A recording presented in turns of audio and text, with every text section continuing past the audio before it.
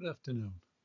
My name's Trevor Bottomley from T-Bots Music with another beginner's piano tutorial from the East Riding of New Yorkshire in the UK. And today I'd like to take the subject of general knowledge for beginners who are about to start on the journey of playing the piano. So let's start off with the staff or the stave. There it is. Now a staff or a stave is 5 lines which creates 4 spaces. We call this the staff or stave. It is also called a pentagraph. 1 line, 2 lines, 3 lines, 4 lines, 5 lines. 1 space, 2 space, 3 space, 4 space. So that's your staff. We have the grand staff. There you are, which is 2 staffs linked together. And at the front there, that funny curly thing is called an accolade. Some people call it a curly brace. I sometimes call it a seagull brace.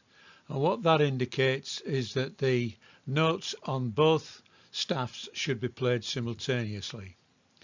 Next we have the systemic bar line, which is that line after the curly brace there, and that joins the 2 staffs together. Next we have what we call the treble clef. This indicates that the notes are played usually in the right hand. There are exceptions to that, but we'll go into that in a later lesson. You'll notice that the curly bit in the middle of the stave, the clef there, wraps around the second line on the stave. Now the second line is what the note G sits upon, so we also call this, as well as the treble clef, we call it a G clef. Next we have the clef for the left hand. Again, there are exceptions to that, as we said before. This represents the notes played in the left hand. You'll notice that the 2 dots there sit across the 4th line of the stave, which is with the line which the note F sits upon. And therefore this clef, as well as being called the bass clef, is also called the F clef. Next we have the key signatures. That indicates how many sharps or flats there are in the key that the music is written in. Then we have the time signatures. This tells you how many beats there are to each bar or measure. In this case we've chosen 4 time, which means that there are 4 notes, and the bottom 4 equals quarter note or a crotchet. So there are 4 quarter notes or crotchets to the bar, so that means it's 4 time. Now the time signature always comes after the key signatures. First of all you get the clef, then you get the key signature, then you get your time signature. There is an exception to that when we're playing in the key of C, of course, which is the natural key. There are no sharps or flats in that, so therefore the time signature comes immediately after the clefs. Okay, to finish with we have the double bar line, which indicates the end of the music or end of a movement.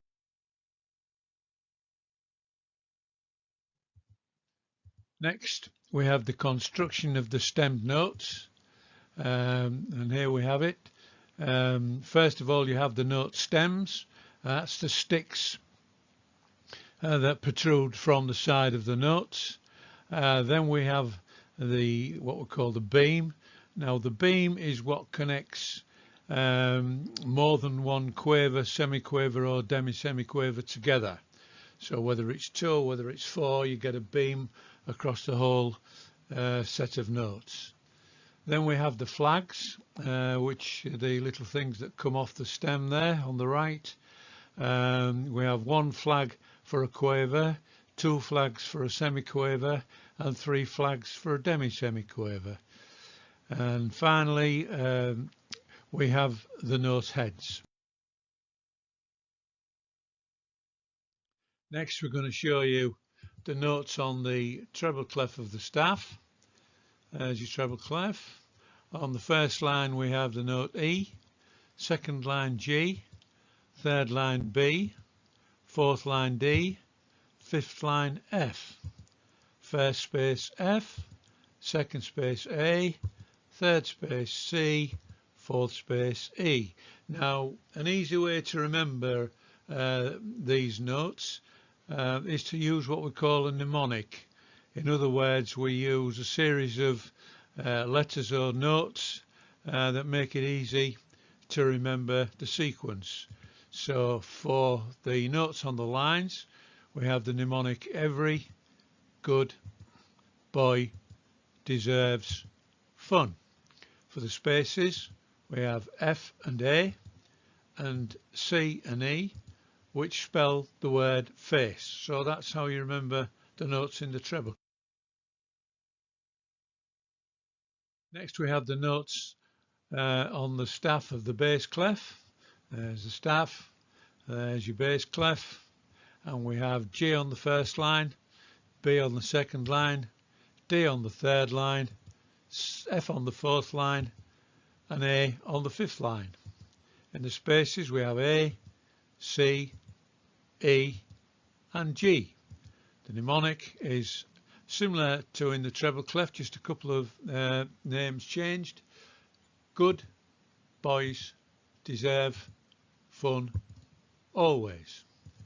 In the spaces we have all cows eat grass. So hopefully that will help you to remember the notes in the lines in the spaces in the bass clef.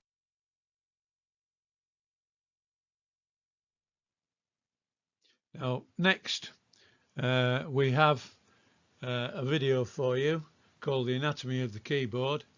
Now this gives you all the information you need about the notes on the keyboard, what the names are, whereabouts they are, how they're all arranged, octaves. It's very comprehensive and will show you exactly what you need to know. The above graphic depicts an 88-note keyboard which is divided up with 52 white notes and 36 black.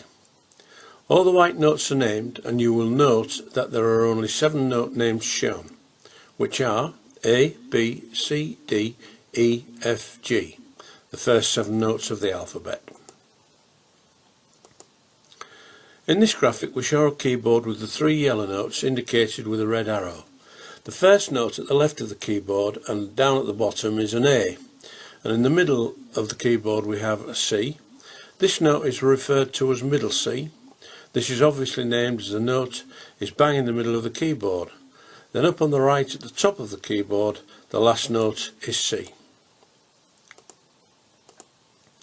In this illustration we show what are called the black note clusters.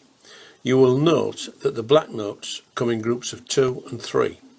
A white C note always comes before the 2-note cluster, and the white F note always comes before the 3-note cluster all the way up the keyboard. This illustration shows the keyboard divided into octaves, an octave being 8 notes: A, B, C, D, E, F, G and back to A. Therefore, the yellow notes indicate there are 7.2 octaves on a standard piano keyboard. The word octave is derived from the Latin octavus, 8th, meaning 8. Hence the names octopus, which has 8 tentacles, and octagon, which has 8 sides. In this slide we are going to show all the name notes, including the sharps and the flats. If the black note is to the right or in front of the white note, up 1 semitone, then this is called a sharp. If the black note is to the left or behind the white note, down 1 semitone, this is called a flat. We can now name all the black notes, starting from the first note A, 1 up would be A sharp. One down from B is B flat, and so on up the keyboard. C sharp, D flat, D sharp, E flat, F sharp, G flat, G sharp, A flat, A sharp, B flat.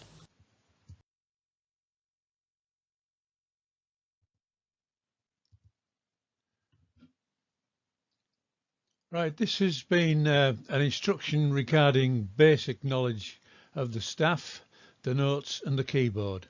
Hope this lesson's been helpful and contributes to your learning. In the meantime, happy piano playing.